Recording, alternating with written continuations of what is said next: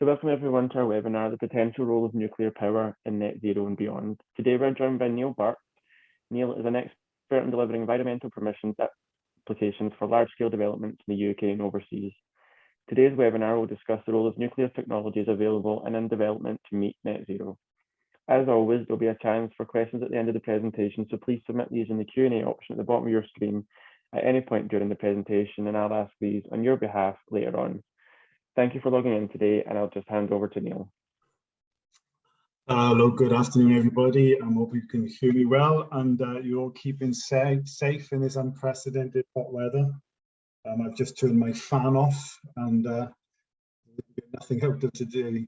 But, at least you'll get to see a Welshman melting in front of your eyes, because I can already feel the temperature going up in this room. But I'll plow on.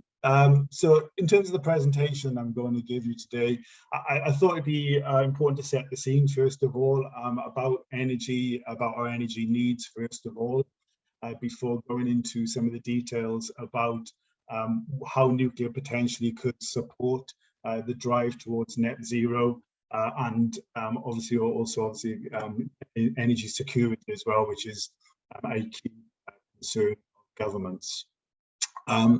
So starting off with regards to energy, if you've not heard of Bradwell Project, I suggest that you look him up. Some say he's a bit of a pessimist. I think he's a realist with regards to energy use on a global scale, and how important it is, how embedded it is into every aspect of our lives. And I think he quoted the idea that energy is the universal currency.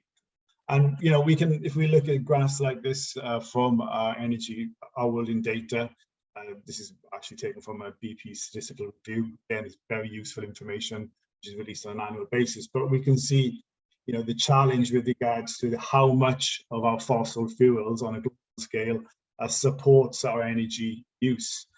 This particular period in the graph is 1965 to 21. But you can see, if you look at the top graph, actually, in terms of solar, wind and nuclear and other renewables or other low carbon technologies, actually the fraction of what we have to support our energy needs is actually very low compared to gas, coal and oil.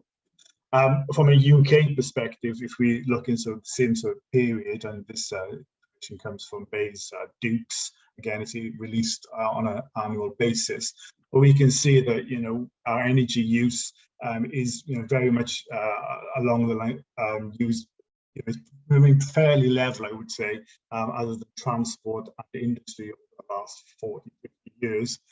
With regards to industry, of course, with the close down of much of the industry in the UK and its shift overseas, we've seen a reduction of energy in use in that period. But of course, it's also gone up in regards to transport. We've seen a dip, obviously, with regards to COVID-19, but we can't expect that to continue. In fact, all assessments indicate that energy use will go up. From a global perspective, again, just to point out, of course, the graphs I've just shown you of sort of the last 40, 50 years. But you know, if we go back even further, we can see that this energy use and this currency, this global currency, which drives everything that we do in the modern world, actually started with the Industrial Revolution, and that increase is actually been over a relatively short period of time in terms of our history. If we look at this in terms of the global warming, greenhouse gases, I should say, emissions, and of course, again, you know, energy use through various means is actually responsible for the vast majority of our greenhouse gas emissions. And to be able to address this, not only in regards to our electricity usage in our homes and businesses, but more wider in terms of transport, etc., is a significant challenge. On the basis of looking at electricity use, I think it's quite useful if you're not already addicted to looking at these maps on almost a daily basis, electricitymap.com. You can see the link there, but I think it's very useful to get acquainted with you know, the energy use across the world where this data is submitted, and to actually understand, you know, how we obtain the energy that we use even though this is just for grid electricity, essentially, it does give a good indicator of where the energy comes from. With regards to, if you look at the map here, obviously you can see Britain there, France, Germany, Poland, etc. I mean, I'll go through UK, Germany, France in a little bit of detail, but if you look at Poland, for instance, dark brown demonstrates that actually, you know, for its energy use, it's actually releases quite a lot of carbon dioxide, and that's because it primarily uses coal-fired power stations. If we look at the Scandinavian countries, they have a lot of hydropower and also some nuclear power, which means that it results in a very low carbon emissions with regards to their energy production. Hence, that's why they're deep green. Looking at the UK specifically on this slide, you can see that our carbon intensity is around about 251 grams.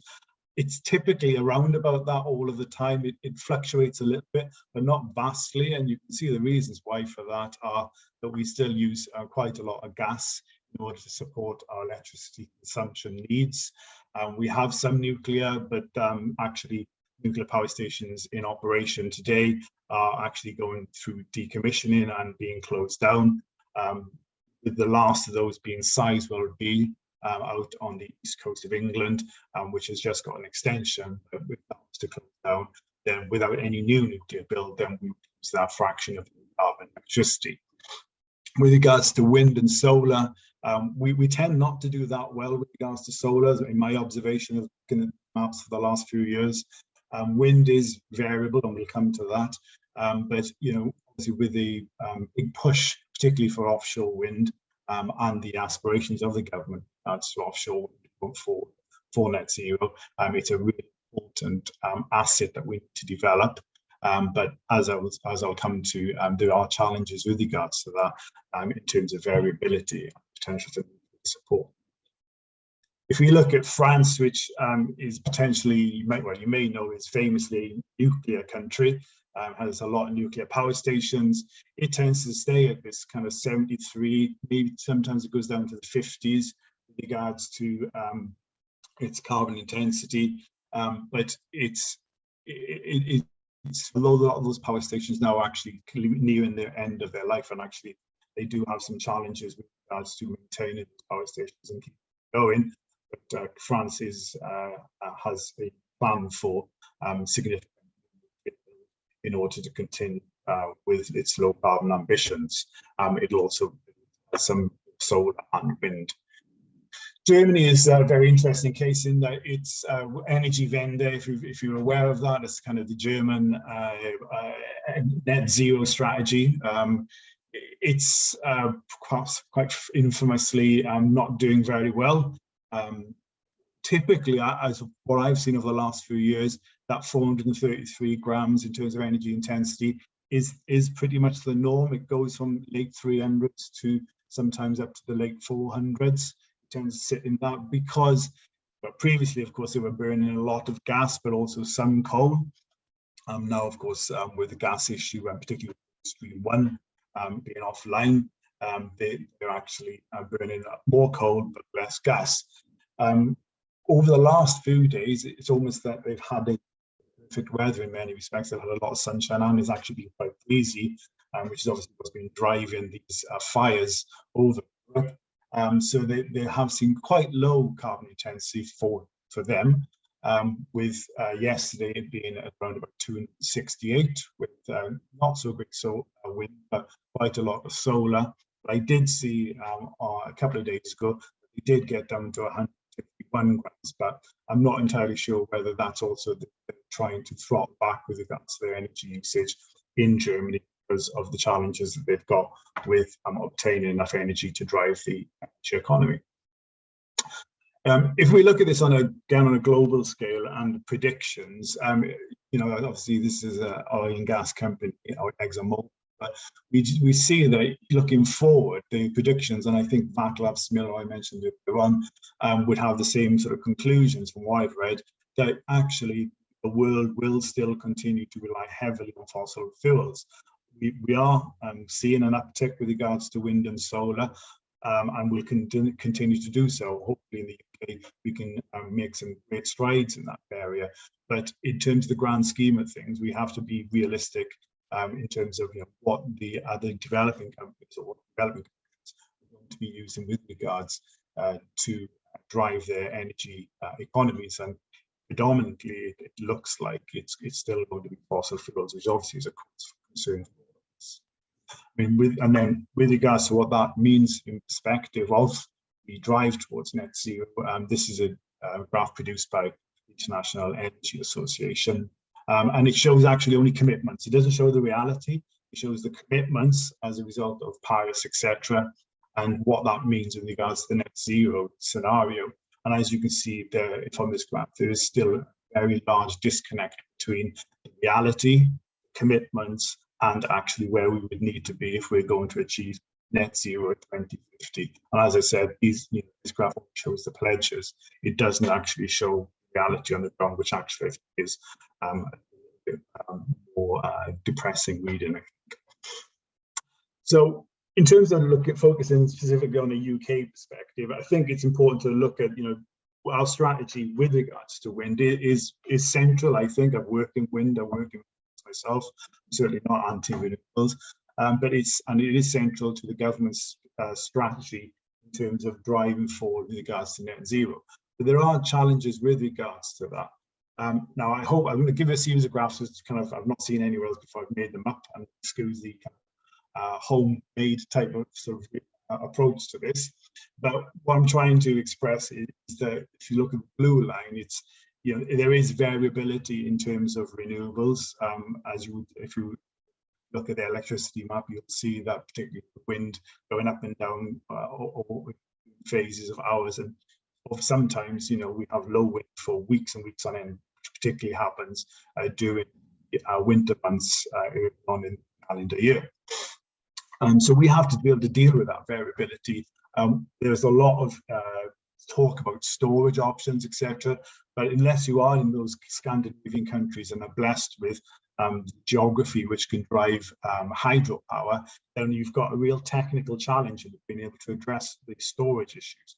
And in this graph, you can see I've put what in a scenario of maybe hours where there's some variability in terms of our energy availability from renewables, we possibly could develop, whether it's battery storage or hydrogen storage, to be able to counter that variability. But even then, I think that considering the physics of battery technology, and even the largest battery plant in the UK would only give us 15, 16 hours of battery storage for a few thousand homes, and considering the 60 odd plus people in this country, it shows you the challenge with regards to batteries. So therefore, in this scenario where we've got nothing to back it up, then we would be quickly going into, even on a daily basis, into demand suppression and potentially into other challenging situations. Certainly in terms of days and weeks, you quickly exhaust your storage, you get demand suppression, rationing, and obviously energy crisis, if that's all we relied on was renewables supported by the availability of batteries, etc., based on my understanding of technology. We could then obviously support that, and I think this is the reality, is if we didn't build nuclear, then we would be looking at supporting renewables with a lot of fossil fuels, gas being the primary choice, and it's realistic, certainly in the short term, but noting that the North Sea only has a few years worth of gas left in it, and globally, we're talking much more, I think, 20 years worth of gas left across in terms of the plant, and particularly if other countries are developing and there will demands on gas, plus of course we've got situations to deal with, then we're looking at a real challenge with regards to being gas to support our energy economy. And certainly once you've got into the scenario weeks, as I mentioned earlier on, where you don't have a lot of wind and don't have any sun, then you get a very challenging situation. So looking forward, then, I mean, with regards to nuclear as it stands at the moment, and maybe potentially with regards to the future, as Hinkley Point, etc., are developed, then we do have that base load where we can actually support the country's energy economy, and we can utilize and maximize potential with regards to renewables in terms of support. And in that situation, of course, if you've got a reasonable amount of base load, whether that comes to nuclear or whether if CCS is successful, for instance, then you can actually probably on a daily basis, you can have enough technology to support our energy economy through storage, and also then in the longer term, then for at least for days, that's a possibility. Once you get into those weeks, again, we've got challenges with regards to demand suppression and potentially fossil fuel backup. Then going forward, then if you look at and what I would expect is the appropriate option, certainly suggested by the government strategy, that's what they're aiming for, is to have more nuclear in the mix. Then that enables us to actually obtain still the bulk of our energy from particularly offshore wind, but obviously more supported by a baseload option of nuclear power. But again, as I said, there is potential for CCS as well to support that baseload option. And in those situations, as an energy economy, certainly last for days, weeks, if we have those periods of little wind and no sun, which we experience on an annual basis at the beginning of the calendar year. With regards to then looking at how the governments are proposing to attempt to deliver future energy scenarios, certainly there's more energy strategies and scenarios from various organisations, and you can shake a stick at. And in the top half of the slide, I've listed some of them. Of course, there's the government's own Build Back Greener scenario, but there are lots more by sort of broad-based organizations, green organizations, and also the nuclear industry organizations have also proposed some scenarios, particularly to support the future energy economy. Obviously, as I mentioned there, we've got the UK government's net zero strategy, Build Back Greener, but if you've been following the news over the last few days, yesterday there was a High Court ruling with regards to the government's approach, and the High Court found that actually the government's approach was unlawful. It didn't support legislative requirements with regards to the detail of their strategy stroke plans, and therefore the government has to do better, and it has to be fleshed out and amended within the next 8 months. That ruling was driven by a challenge by a number of Friends of the Earth. So it'll be interesting to see what happens over the coming months now, or how the government, whether first of all, of course, whether challenge that High Court ruling, but also then if they have to move forward with fleshing out how that's done, and if nuclear particularly plays an important part of that, then what those groups think of that solution, part of the solution. Looking at just a reminder, really, to go back to something earlier on, but the future energy scenarios for National Grid, the last year's one or year before, they did put a baseline in, and I think that is useful to remind ourselves of the extent of the challenge. So if we go back to 2020, look at the amount of energy provided by nuclear, solar, wind, onshore and offshore, it's actually quite a low proportion of the mix compared to fossil fuels. And again, where there's been great news about actually how we're developing renewables, when you look at it in terms of the grand scheme of things, it really should be sobering with regards to the extent of the challenge that we've got anywhere near net zero by 2050. In terms of the scenarios in the government's own strategy, there are 4 scenarios. I've picked the one which has more nuclear in it than any others as an example, but there are other examples in the net zero scenarios which actually have little or no nuclear in them. But I thought this one probably aligns more so with my thoughts about the direction of travel, where we need to go, which is why I presented it, but obviously feel free to challenge that and to have a look at the other scenarios. And in this scenario, we are driving towards obviously extensive amount of particularly offshore wind, but with a sizable proportion of nuclear. We'll talk in a little bit about hydrogen economy, but I think one thing here which kind of I'm not really got to the bottom of with regards to the strategy, with regards to electrolysis and hydrogen production. I'm not clear here in this scenario where the fuel comes from. I'm not sure whether that's been deliberately left open. If there's anybody on this call who knows, understands that, I'd be very happy to understand that. But to me, it looks like, you know, on the left-hand side, you've got the inputs, and suddenly electrolysis is powered by what? I don't know. Hydrogen. Maybe it's deliberately left open.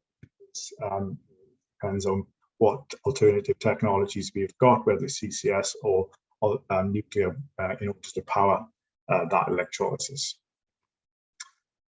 So I hope that's the scene set, and I hope it's okay to have done in this way before we go on to actually nuclear power. And with regards to nuclear power, essentially, for those who don't understand, essentially, it's a steam power system in terms of actually how power uses, like coal is, like gas is.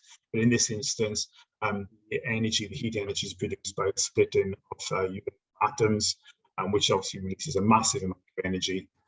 Water is heated, driven to steam, converted to energy in a generator. Steam is cooled, and the electricity is passed into the grid. And it's essentially, it's like a kettle, but with nuclear power, with splitting up the atom, generating the heat, rather than coal or something else. We do actually have there has been a long history of nuclear, both international and in particular, and yes, we have a long history of power. And just to say that, you know, it's always ready been responsible for producing a lot of energy in terms of low carbon. The estimates are that on a worldwide basis, it's given 2 years worth of CO2 savings.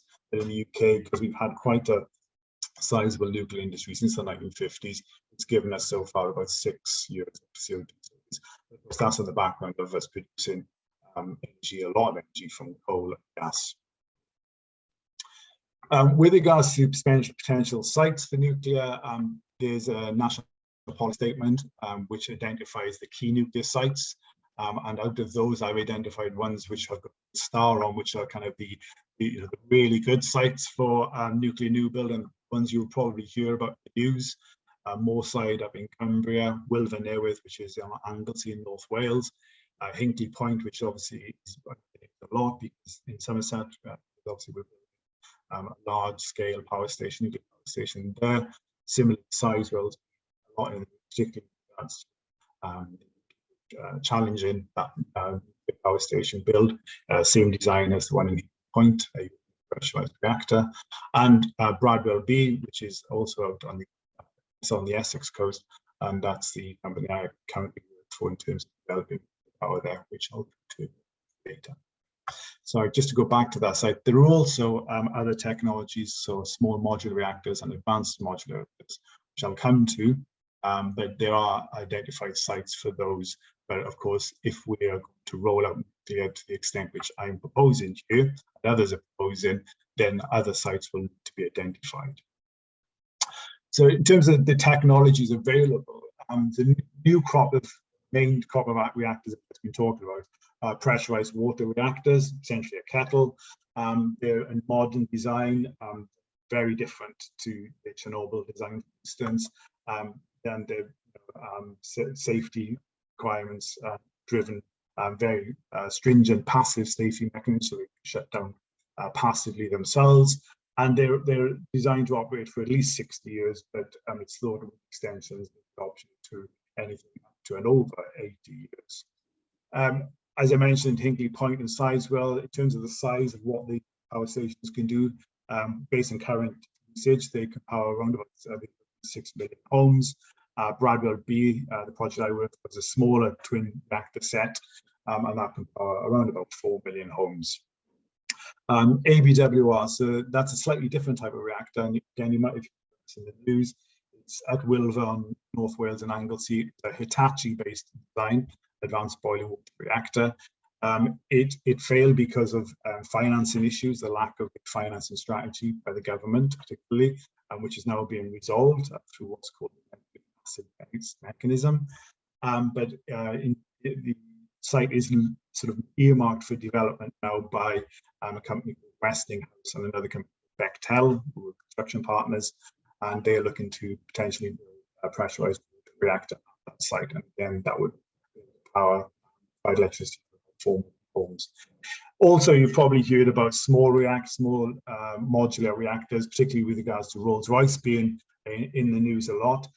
Technically, it's not a small reactor. It's 470 megawatts electrical, which is about as big as anything built in previously before the recent development of Hinkley Point. Actually, small modular reactors are, by definition, under 300 megawatts, but it's called a small reactor. And what's very important is, as the diagram there suggests, it's something that can arrive on pretty much on the back of a truck with regards to the main modular items for the power station itself. It's, the reason for this is to try and solve some of the big challenges of upfront cost associated with giga nuclear power station, and to actually learn from the wind industry particularly about how modernization cost. Going forward, there are a set of new reactors in development, advanced modular reactor generation 4 reactors. The previous generation of reactors were 3+ reactors, and these are various designs which I won't go into detail here, but the concept is that they're smaller, but they also provide heat and electricity quite often, which increases or widens the usefulness of power into various areas of the economy, which I'll come to. There's significant interest in this worldwide, and to Bill Gates, for instance, as it is Elon Musk, etc., very interested in this technology and developing it as a potential solution going forward, not just, for example, in the UK or in the US, but globally, in order to drive for low carbon energy economies globally. These reactors can actually be more on the sustainable end. They don't, the waste or the spent fuel can be reburned after some processing in these reactors, but also there's some development of what's called fast reactors, essentially spent nuclear fuel. And in the UK, they are currently developed by a company called Nucleo, it's an Italian company. They're starting to look at prospective sites for a fast reactor. They actually did have a lot of history with regards to fast reactors, but that was left to fall to fallow in the 1980s. I mentioned fusion. It's not really relevant too much to this conversation, but going forward, it's kind of a little bit of the holy grail, as opposed to fission, which is splitting the atom. Fusion, bringing the atoms together, and produces vast amount of energy. But obviously, that technology is very much in development, experimental form. The UK is looking to develop a test reactor, demonstration reactor by. So the real role of nuclear using those technology, I mean, the obvious one is produce electricity for domestic and business purposes. And I've mentioned availability of large-scale power stations such as Bradwell Point. These are over 1,000 megawatts electrical, 1 gigawatt. But also then there are a range of other existing and proposed or in development nuclear reactors which can essentially tap into the grid and actually produce electricity for our day-to-day purposes, much as nuclear power stations have done in the UK since the 1950s.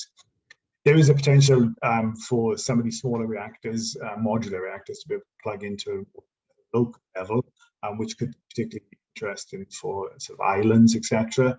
That brings about some challenges, but it is a tested thing. There has been a very small reactor powering parts of the US Antarctic Survey since for a few years, and the Russians particularly have been developing such reactors. for their remote regions, such as in Siberia.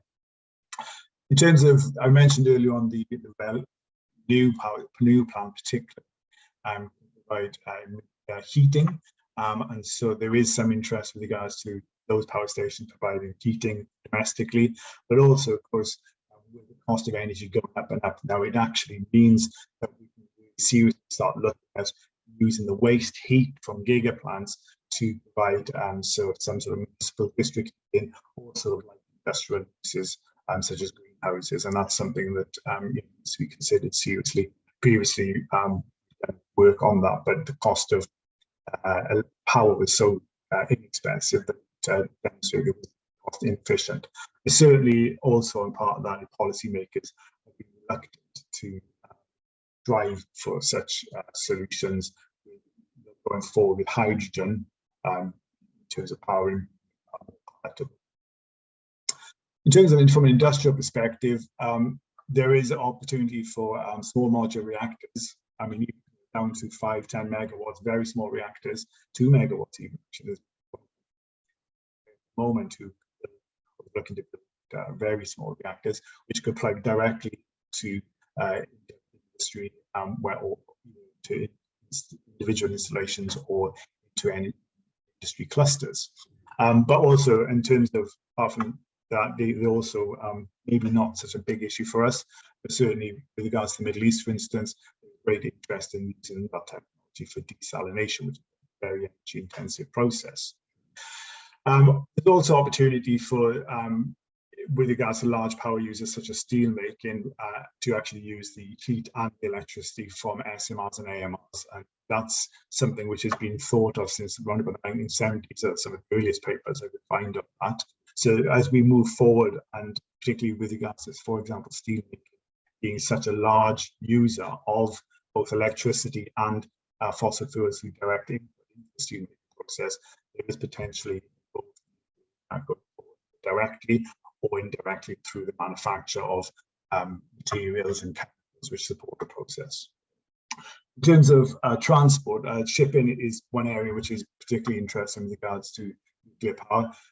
Remember seeing that graph with regards to the industry declining. Okay, well, we're still stuff is being made. It's just being made overseas, and it needs to get here. Of course, it gets here through shipping, international shipping, which has a reasonably large CO2 impact footprint. So we need to look forward to how we can actually drive shipping in the future, and particularly power stations, power plants, sorry, would be a useful way to actually drive those.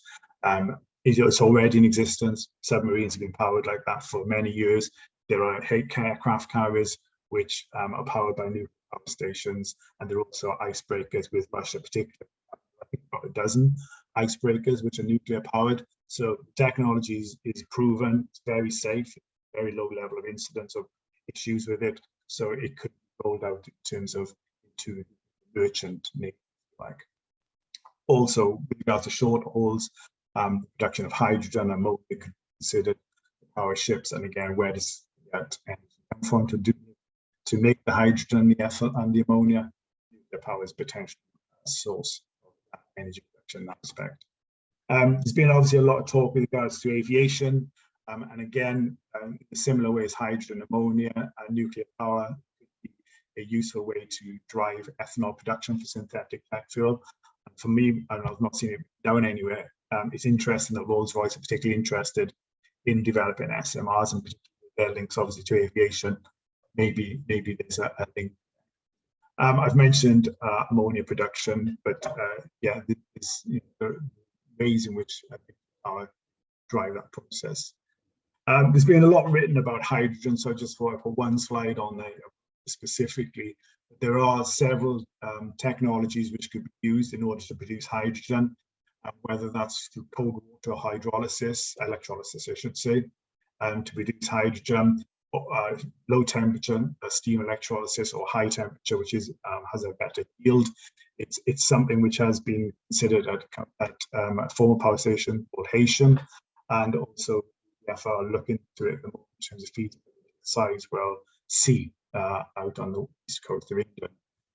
So there are opportunities for the giga plants to support the production of hydrogen, but also then obviously as to SMRs and AMRs directly driving production of hydrogen, they could be very important, and certainly I think that's one of the drivers in terms of the UK's government strategy going forward, and why they're putting in quite a lot of funding into SMRs and AMRs, obviously will facilitate drive generation of hydrogen in the future.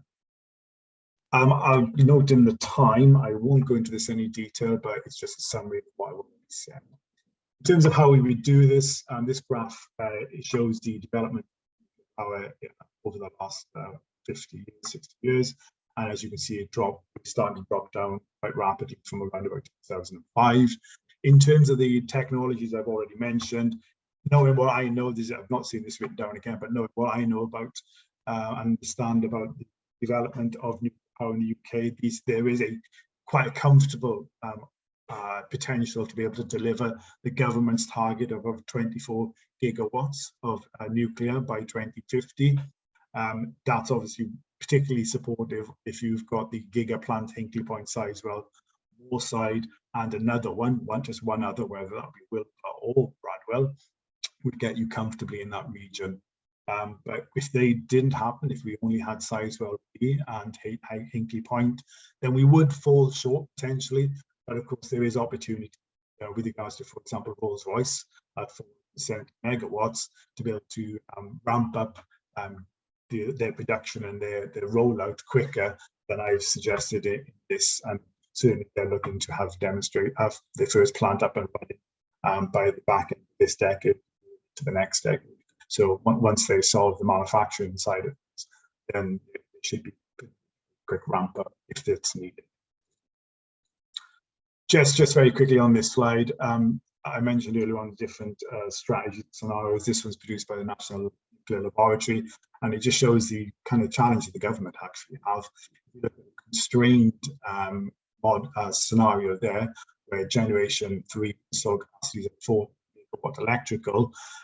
For some reason, I'm not really sure why the National Nuclear Laboratory then decided that their scenarios where they were going to roll out potentially more nuclear in different scenarios actually said, well, we won't roll out the plant, we'll do something else instead in terms of the scenarios, which I think if I was a government minister, I would find that a little bit challenging to understand why you would build on giga plant, additional plant, AMRs, SMRs, but said by the time you get to their base case, essentially right in the rule book or certainly direction of travel with different scenarios. So, but it just goes to show, I mean, even nuclear, there are a range of options and a way of approaching this.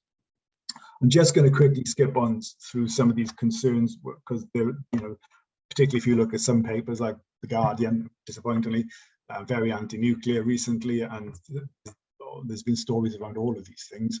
I would say that with regards to these issues, construction is the main one. These are large-scale infrastructure projects, and 8 to 10, 12-year construction cycle, there are significant challenges. And my role as a DCO lead, I fully appreciate that this is where challenges are with regards to the permitting I do. Actual emissions from these power stations when operational is very, very small, not of concern. With regards to waste, there is a challenge that we've got a lot of waste in the UK from the last 60 years of operation. There are technical solutions. They can be buried, be reprocessed to a certain extent, but burial will have to happen as well. And as I mentioned earlier, some of the spent fuel used in some of the reactors. There are a number of sites in the UK which are currently being proposed for deep geological disposal. There are 4 sites in total, actually. And those candidate communities are in consultation at the moment. Technically, this is solvable. Finland is already operating its GDF, so it's a matter of political drive and forward with it in sort of timely fashion over the next few years. Certainly, any GDF that's developed would need to consider an integrated fashion nuclear new build going forward to ensure that it's sized appropriately. I should note that smaller reactors tend to produce more waste per megawatt hour than larger reactors. There has been, I've seen quite a few times mentioned of the amount of CO2 produced by nuclear power stations, notably because of kind of large, obvious construction projects. But there are a number of assessments which just demonstrate that that's clearly not the case. And actually nuclear is as low, if not lower, than any other so-called renewable low carbon technologies. And it is certain, as with all the renewable options, low carbon options, is a lot lower, of course, than fossil fuels. And this is, again, this is just a similar diagram, with a little bit easier to understand, but as you can see, the bottom half of it, all of the low carbon technologies are very favorable to fossil fuel scenarios when you look at the total carbon footprint, which includes mining, etc. In terms of economics, cost is obviously always mentioned a lot. Again, while I think in the US and in UK, particularly with regards to the first of a kind bills, they are costly. But if you look at things on a global perspective, particularly if you look at China, etc., Russia, which are building power stations successfully and quickly and at much lower cost, then the global assessment actually is as low, if not lower, or the lowest technology in terms of providing a low carbon energy. The economics of nuclear are very different to other technologies, whether that be gas or renewables, in that there's a massive amount of, a significant amount of upfront cost, but then it's cheap to operate over the lifetime of the facility. So that doesn't tend to be taken into account very much when he's essentially reading sensationalist headlines. But actually, if you look at people who've done actual cost analysis, are able to demonstrate that actually it's the opposite is true, that nuclear is actually cheap to build over its life cycle. Right. Safety is often mentioned. This graph is produced by some independent academics, and it shows that nuclear is equitable to other low carbon technologies with regards to deaths per terawatt hour. And again, this includes mining, etc., where quite a lot of the fatalities occur in these.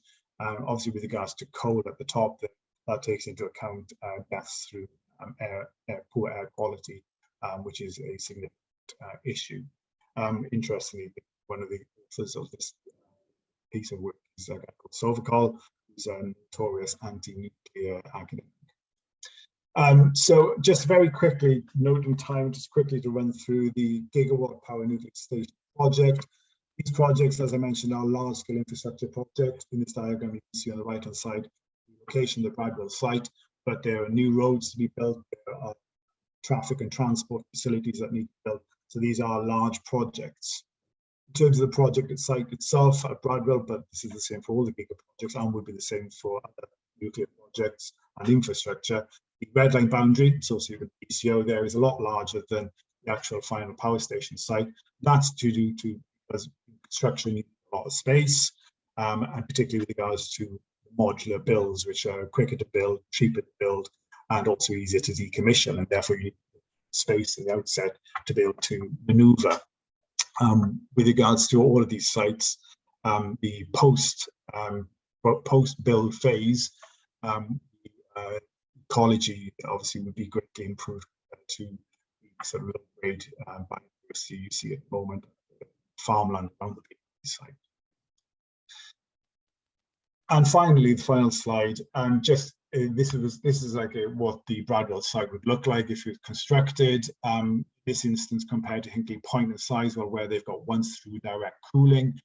Because of the shallowness of the Blackwater estuary, the proposal is to use what's called hybrid cooling towers in order to provide sufficient cooling for the plant in order to generate steam, etc. As you can see, its final footprint is quite a bit bigger than the existing station, which you see on the bottom of the screen there, but also it produces 10 times more power than the existing station. And just as a final note in terms of comparison between a nuclear new build or a nuclear project and wind farms, so the smallest power station proposed at the moment is Bradwell, which is 2.2 gig. It produces significantly more power than the largest of the wind farms, and in terms of cost comparison, etc., it favours, in my opinion, very fair including from the contract for difference perspective. And I will leave it there. I won't go through the closing remarks because I think I covered it in the presentation. Perfect, thanks Neil. We do have a couple of questions, so I'll just start with the first one.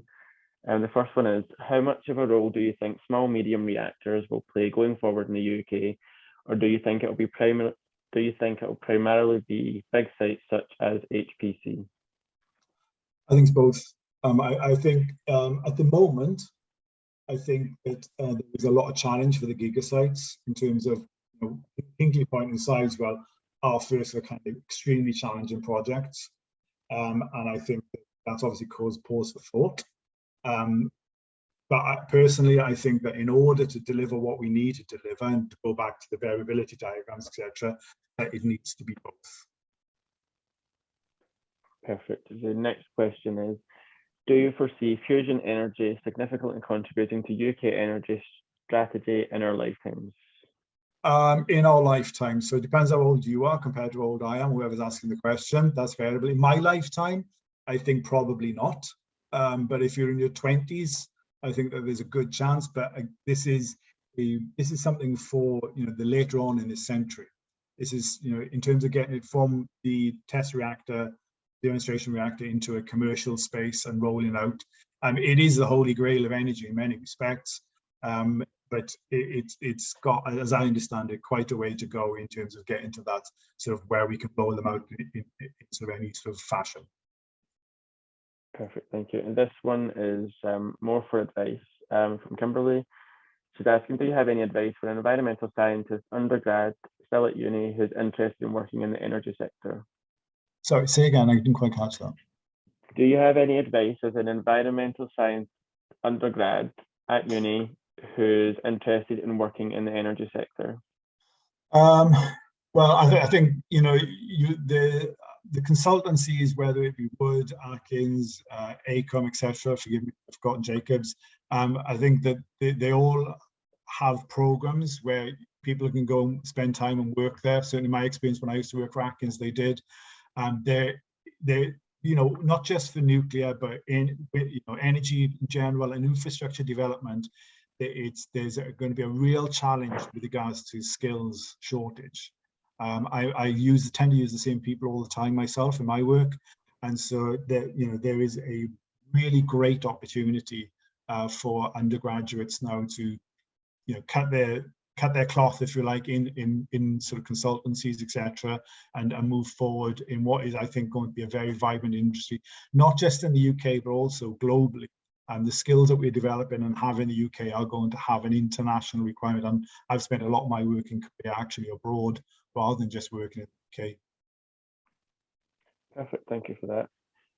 So thank you for the presentation. It's very interesting. That's it from us today. Attendees, thank you for logging in. I hope you found it beneficial and informative.